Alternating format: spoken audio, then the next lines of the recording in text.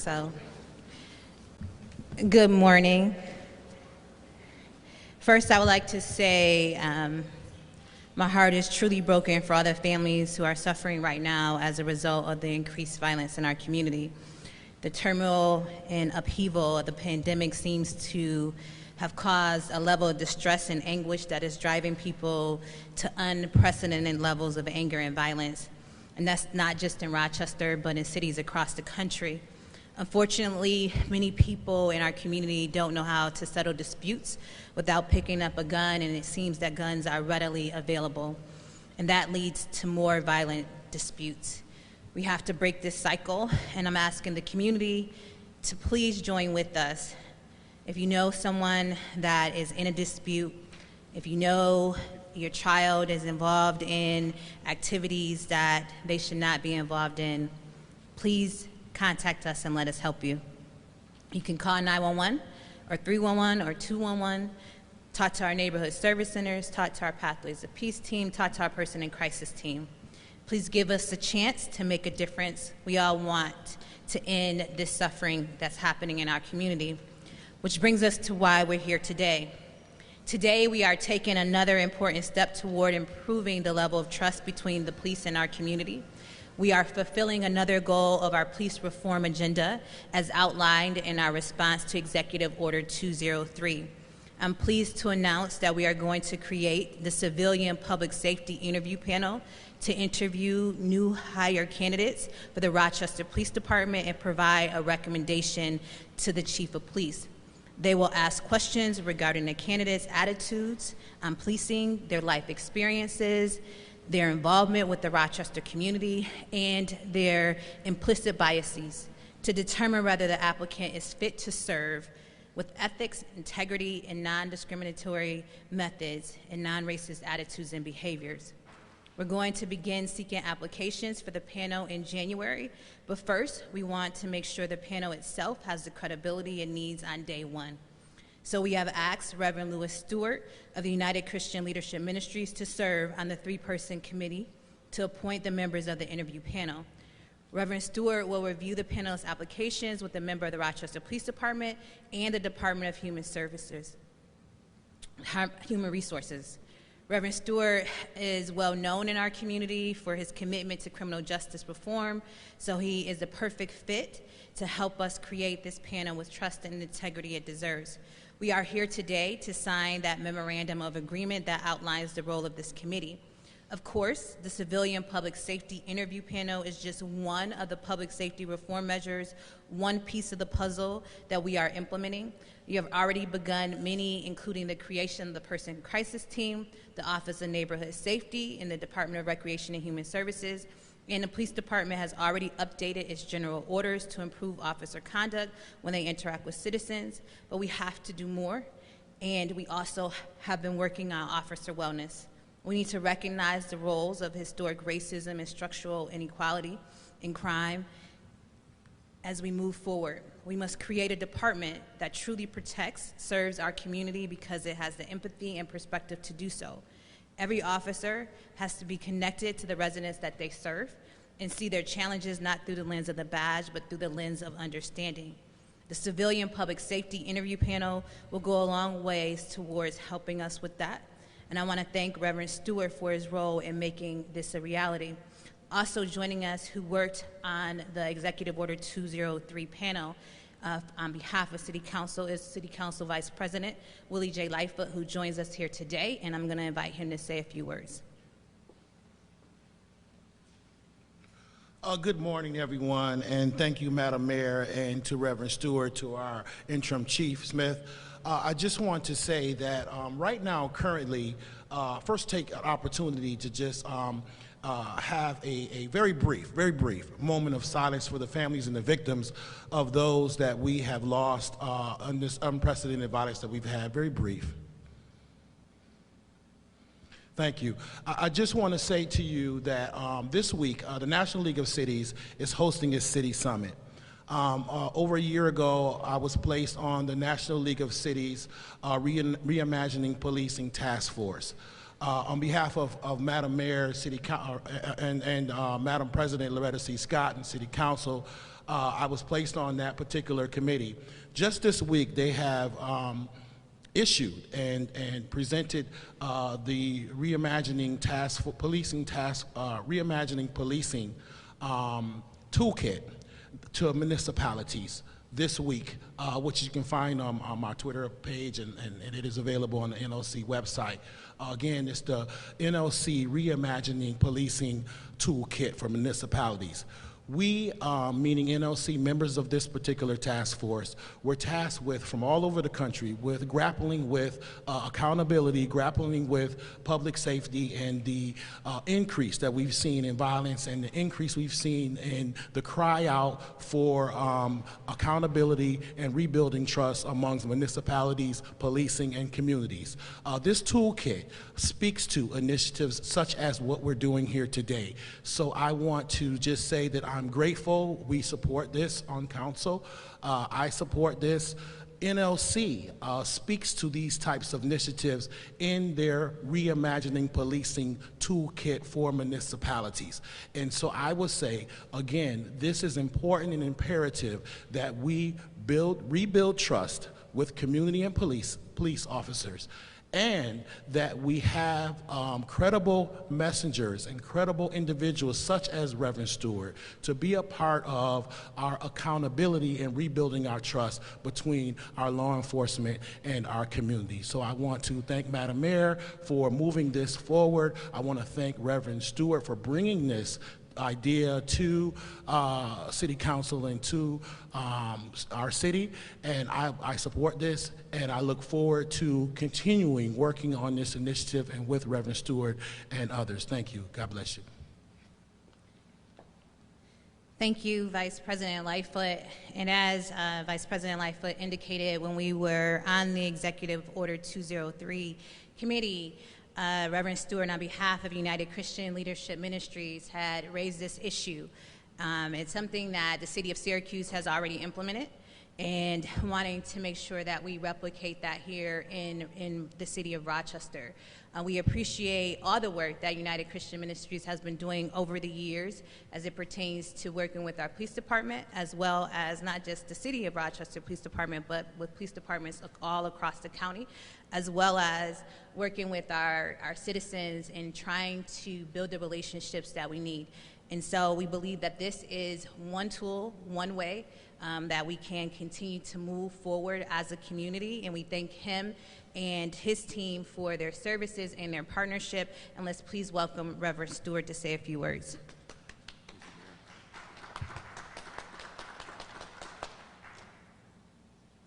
Let me say good morning to everyone. Good morning.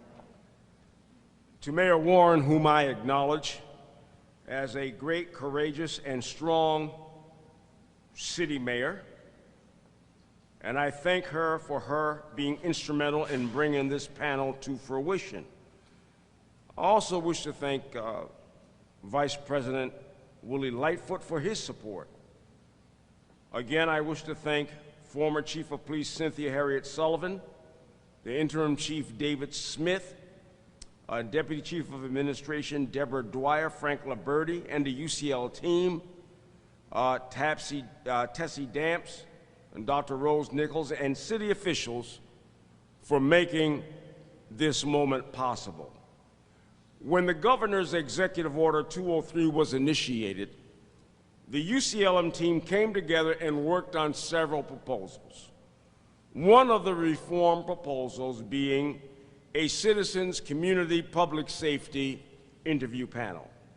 Its purpose to have residents interview applicants for the Rochester City Police Department after candidates have gone through a several layered process of a background check, physical test, and psychological examination. The citizens doing the interviewing will have undergone training in interviewing and an abbreviated training at the Citizens Police Academy. The Citizens Public Safety Interview Panel, I believe, is the first of its kind in New York State to be implemented. Syracuse had it on paper, but we're implementing it. And it's not an idea that we got from Syracuse. The idea came from UCLM. This process and mechanism is significant and unique. The panel will conduct interviews of candidates and then recommend or not if candidates should be hired. Of course, the chief will have the final decision in the process, but we hope and we believe that the chief will listen intently to the credible voice of the panel. What are the benefits of this citizens interview panel? First of all, it empowers people to engage in transparent community policing. Second, the community will have a true voice in who becomes and does not become police officers. Third, foster serious positive dialogue between the community and law enforcement as to re-envisioning policing, reimagining policing, and bridging the gap of mistrust. We have to do this because we have so much chaos and mayhem and blood being shed in our community. It gives people authentic ownership in their police department. And finally, it supports good cops and good policing. It is not, I repeat, an anti-policing effort, but it's to make policing better. Again, I wish to thank all of those who participated in making this proposal a real product with process. This was a team effort which will serve as a model for surrounding municipalities with law enforcement agencies. Again, I thank the mayor for making this happen. Thank you, Mayor Warren. Thank you, Reverend Stewart. And I believe that we're going to sign the agreement, and then we'll come back for questions. Or did you want me to take questions now? Come back? Or you want to take them now? Okay. Any questions? So initially we're going to have a person from the police department, Reverend Stewart representing UCLM, and the Human Resources Department. They're going to solicit applications from the community to be a part of that panel. And so they're not going to be the ones that's doing the interviewing. That team will sit down together. They will develop those, the questionnaire. They will work to figure out exactly what is needed, from the police perspective, from human resources, from the community perspective, from candidates that will be solicited. That three panel will then interview the initial. This is an initial. It will most likely change in the future, but this is the initial panel to actually solicit the applications. So they will get together, they will develop that application process, they will develop the criteria, and then they will solicit those applications from the community and select that panel that will then, once that panel is seated, after the candidate gets to a certain level, to be considered by the chief, they will then interview the candidate and make a recommendation to the chief. Ultimately, it will be the chief's decision to actually seat that candidate or to not seat that candidate. Yes, it's an advisory. So could the chief offer employment to someone that did not, because the panel does not recommend? Ultimately, the decision on, based on the way that the current state law is written, the chief ultimately gets to decide whether the candidate can go forward or not. But we believe that that any chief would be taking the recommendations of the advisory panel very seriously, and there would have to be some very good reasons as to reason why the chief would move this candidate forward when the community panel is not in favor of that. I'm sorry. Mayor, is this binding when Malik Evans becomes mayor? Yes, it is. You have one mayor at a time, and right now I'm still the mayor. I am still the mayor of the city of Rochester. He doesn't have to sign off on anything. Actually, Executive Order 203 outlined everything that we're doing here, and we're moving the process forward. This was supported and passed by City Council, It also went to the governor's office, and so we are moving forward with the process of leading our city.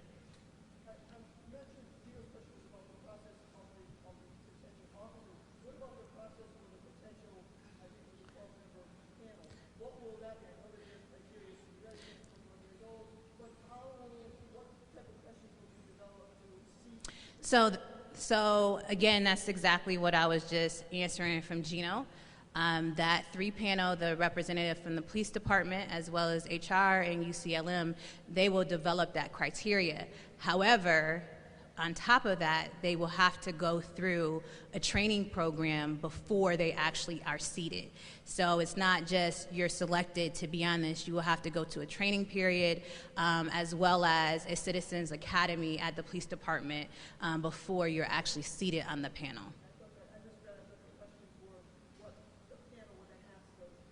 They would develop, they would develop, that panel would develop that. Volunteer.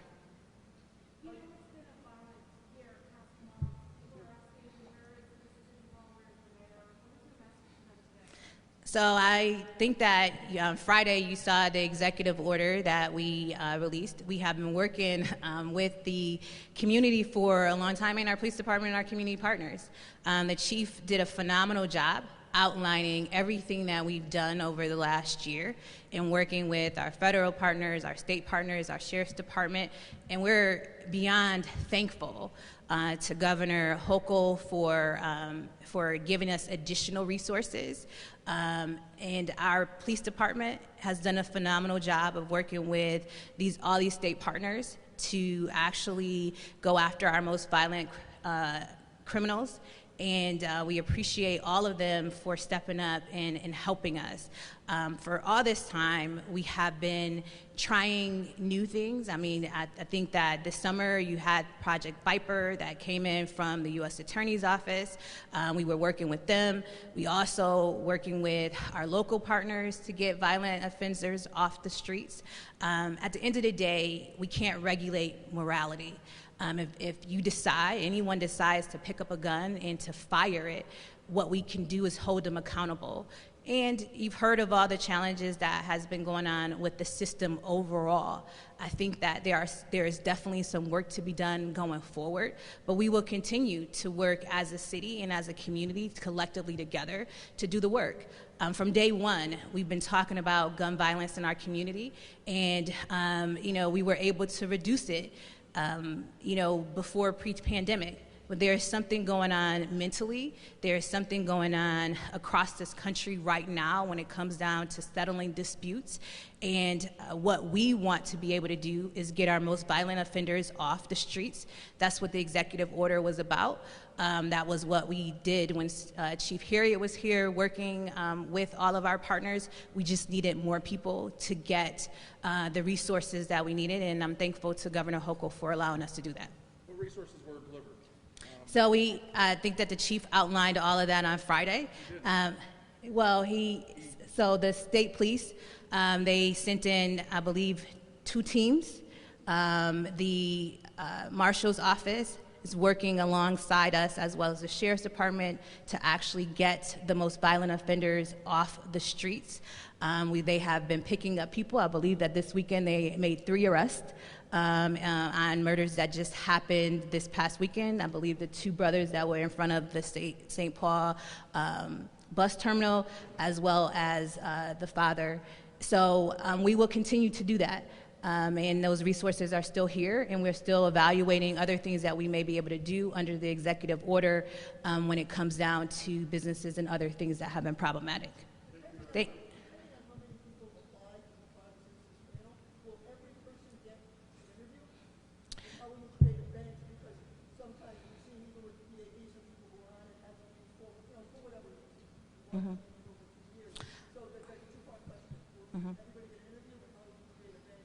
So I think that the panel will decide that, the 3-person panel will decide that when they solicit those applications. They'll make sure that they outline exactly what the minimum criteria is and will be in order to sit. They will go through those applications to actually see who qualifies, and then based on that determine who was actually interviewed. And I don't know if Reverend Stewart, you want to I know that you've been working with the police department and human resources to sort of outline this. Have you guys gotten that far?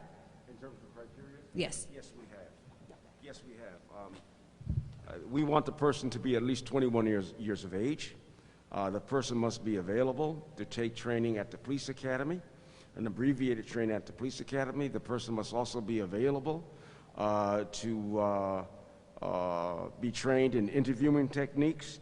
The person cannot have a felony in terms of their record, and the person must be committed to this process for at least 2 to 3 years.